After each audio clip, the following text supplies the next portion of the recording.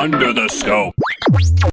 Hey everybody, the Scope Fall Film Flam is back. I think we're getting to the tail end of the season, Jared. Yeah, we have to figure out what our cutoff date is for the Fall Film Flam to be over and our winter film series to begin. Yeah, it's going right through yellow light. I love it. It's coming up. We got things to do. Pay attention. Well, we are reviewing one of the most anticipated movies of the fall/winter. It's the latest opus in the Marvel movie universe. That, of course, is Thor: Dark World. Well, there's an article in there too. The Dark World. The Dark World. We strive for accuracy and purity in these reviews. And joining us along in our Fall Film Flam, my lovely daughter Audrey back there. Wave, Audrey. And then Carrie, who may or may not be there. There's a hand. There's Carrie's hand. She's hideous today. She will break the camera if you see her. And for the first time in a few reviews, we're actually in the car on the road moving, and it's daylight. It's daylight. We haven't had a daylight one forever. In the winter, it doesn't really. Daylight's fleeting. So no, in the winter it truly is the Dark World. So Jared, I tied it all together. This is the sequel to the movie Thor. Yes. And it stars a lot of the same cast. Why don't you run through for people that are not familiar? Well, you've got Chris Hemsworth in the title role. Yep. Tom Hiddleston is back as Loki. Anthony Hopkins is back. Rene Russo is back. Who else? Natalie Portman is back. You've got Kat Dennings is back. Stellan Skarsgård is back. Plus, you've got some newcomers. You've got Christopher Eccleston as our main bad guy, Malekith. Yes. He's the leader of the Dark Elves. He's a dark elf. And, I forgot, Idris Elba is back as Heimdall. Yep. Some good Heimdall moments in this movie, Heimdall, so I'm happy about that. Popped in and really made his presence known in this film, didn't he? You got the funny guy from Bridesmaids. Oh, yeah, Chris O'Dowd. In the purely comedic appearance. That's okay, though. I'm fine with that. So, Jared, what is this film about?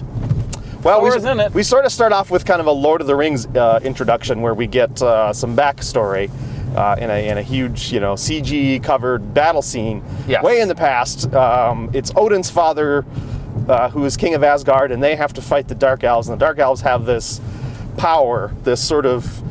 once again, we have an amorphous blob-type power source called the Aether. Yes. Which... It's your MacGuffin, essentially. It does bad stuff. That's really all you really need to know about it. It turns the world dark. Turns the world dark. So they end up defeating the Dark Elves, and a few of them get away, including our bad guy, Malekith.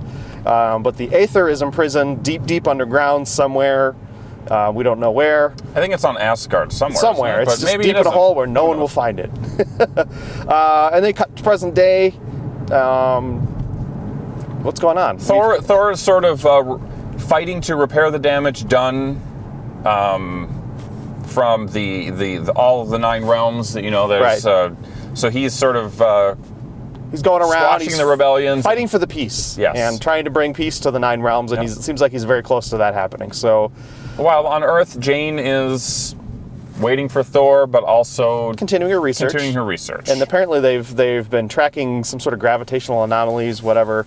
They end up at some spot where there is I don't know what it is. It's a gravitational field, a portal or something. Of some sort. Things will disappear and reappear. Sometimes they don't come back. But it's sort of all connected to this event called the Convergence, where the 9 worlds are they're moving into alignment, and when they become aligned.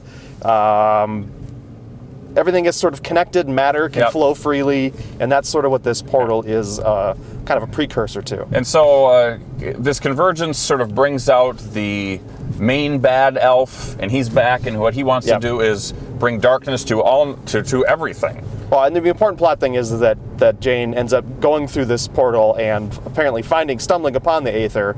Yeah, it infects her body. Yes. And so she's the vessel. She's now the vessel for the Aether, and then and our story then begins, really. Yes. So so Dark Elf is back. He's trying to take over the world. He needs to get Jane.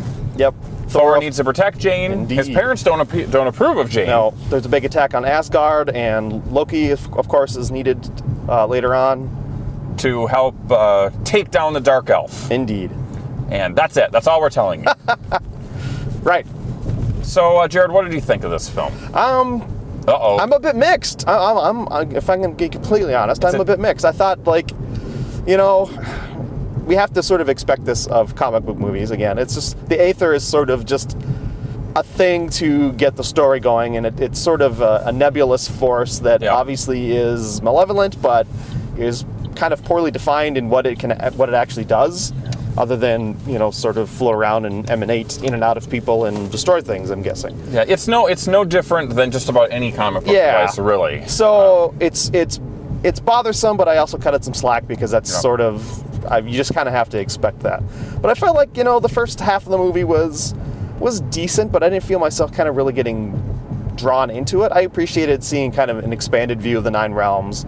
I enjoyed the greater view of Asgard, and we sort of got a little bit more, personal story of Thor and his friends. Family dynamics as well. But I don't think it really takes off until there's the prison break and the attack on Asgard, and then once Loki gets involved, that's when the film really starts to, of course, really, really be interesting. I mean, let's face it, Loki is definitely the most exciting and interesting and charismatic thing in the film.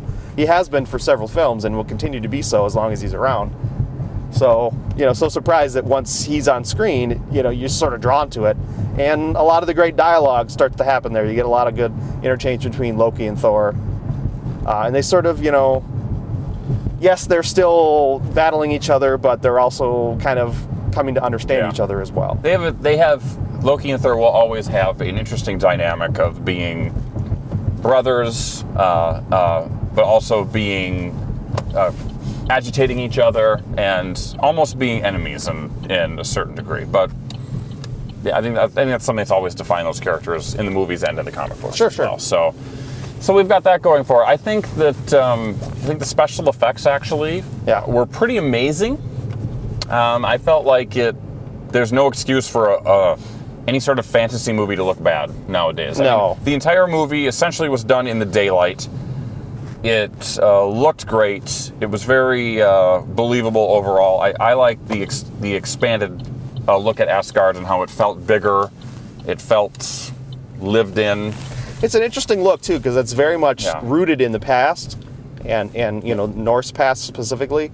But obviously they have modern technology. Did you just say Pacifically? I don't know.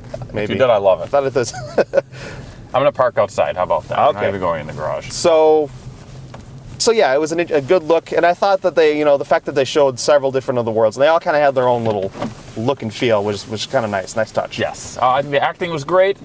Audrey, why don't you get in this? You are a kid. People may or may not know that. Did you like this movie? Did it hold your attention? Yeah. Yeah. What was your favorite part? Come on, we can't edit this out. I don't know. You don't have a favorite. Was part. it the big battle at the end, which I thought was really, really well done, and they really injected a lot of humor into it, which was sort of surprising but also refreshing. Yep. I think the front half of that movie could have actually used a little bit of that. I believe so as well. You agree with that, Carrie? Ghost Carrie? Yeah. Ghost Carrie. Intern Carrie on the back. Well, there we have it. What do you think of Thor? Do you like Thor? Yeah. What did you think about shirtless Thor? Best ever. Audrey, your voice has gotten deeper. Wow. That's what shirtless Thor does to a woman. I have a bigger crush on Tom. Oh, yeah? Well, Yes. Overall, I actually enjoyed it. I would give it a positive review, Jared. Mm-hmm. I think that I sort of responded to it the same way I did the first Thor movie. Right. Is that I liked the movie. I wasn't quite sure what to think of it, but when I went back and rewatched Thor, I liked it a lot more than what I remember. I'm hoping that the same thing will happen with this one. It's a different world. I mean, you've got fantasy and you've got things that aren't necessarily rooted in the typical Marvel universe. So I thought this was really good.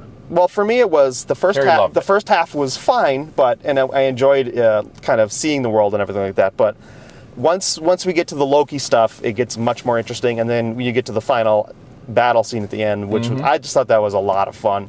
They played well with the sort of portals, things popping in and out, and kind of traveling between worlds. They did that really, really well. And again, we said they put in a lot of humor. And so that was really, really interesting. the one thing that I pointed out to you during the film, which I think that's something we're just going to have to take as a standard for Marvel movies, is that when you have a solo superhero, Yes. especially a solo superhero that's also connected to the Avengers, that when he's facing down this great threat, the Avengers aren't going to be there. Even though, of course, S.H.I.E.L.D. would be there, of course the Avengers would be there. You would think so, yeah. You know, unless the battle was about 2 minutes and they just couldn't get there. But it seemed like it lasted a little bit longer. So you're saying this battle was big enough that probably some reinforcements. I would think as you've got a giant ship cleaving into London proper, that's going to get some attention. It would get some attention. What are you going to do? But it is. I think that all more Marvel movies are going to be that way. So just deal with it, Carrie. Stop nitpicking. I like the movie. All right. So let's give this sucker a score and then be done with it. Sounds good. The Scope score is 3 stars. 3 stars. There you go. So it's a good solid review for a good solid Marvel movie. Indeed. Worth your time if you're a fan, obviously. And stick around, for crying out loud. We still saw people leaving before the credits were even done, and then people who left after the first scene. So if you don't know, there's 2 scenes. There's 2 scenes. Stick around. I think that the first scene might be confusing to people that don't pay attention or really understand what's coming up for the next Marvel movies, because that's what it is. Yeah, we speculated what we think it has, the implications of that scene. So hey. But you know what? It's just an extra little nugget of fun. It'll make more sense next year, I guess. Right on. There we go. So for Jared, Carrie, and Audrey, this is Shane. We'll see you next time. Take rest out. Ladies and gentlemen, we find ourselves once again at the end. I hope you've enjoyed our time together. I know I have. Fear not, Scope faithful. The days shall pass as if they were but a moment, and Jared, Adam, and Shane will return with another thrilling episode. Until then, send your comments to comments@thescopeshow.com or leave a voicemail message by dialing 612-21-SCOPE. That's 612-217-2673. Thanks for listening, faithful fans. This is Tony Partington saying arrivederci. Tune in next time to another terrific edition of The Scope.